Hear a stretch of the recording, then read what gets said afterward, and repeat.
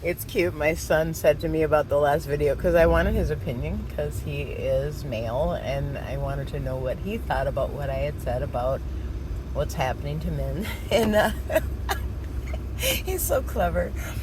He said, Mom, maybe sometimes a man gets sick and tired of being the one chasing and chasing and chasing, and then just to find out the girl doesn't want you, so you wasted all that time. Maybe he wants to be the receiver for once. And that was cute.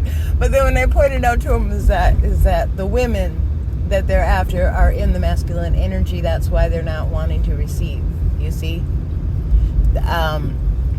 Women, I'm not talking about body parts when I'm talking about masculine and feminine. I'm not talking about that.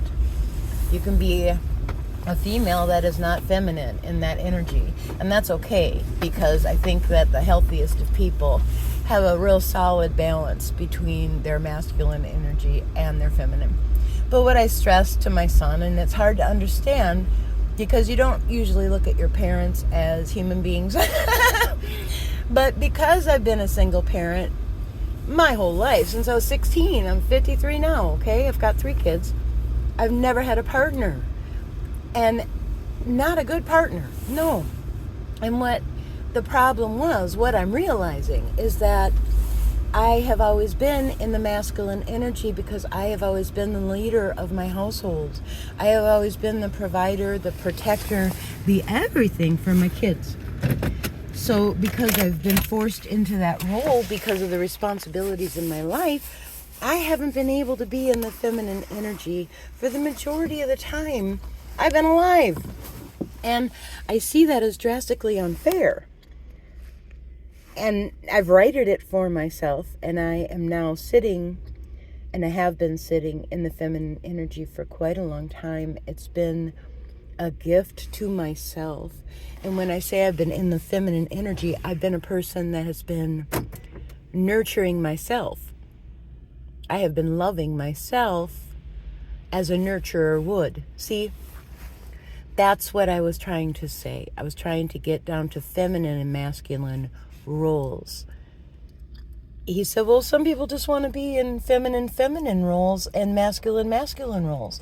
And I understand that because, like I said, everyone's masculine and feminine. But if you don't have the two opposites within one union, it's ultimately not going to work, because if it's two people in feminine energy, and I'm not talking female and male, I'm just talking whatever the couple is, if they're both in the feminine energy, then they're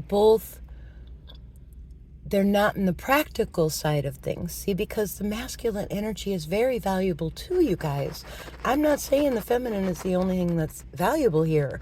You need a person that thinks with logic and systematically and wants to look at the overall picture and weigh benefit versus, like consequence.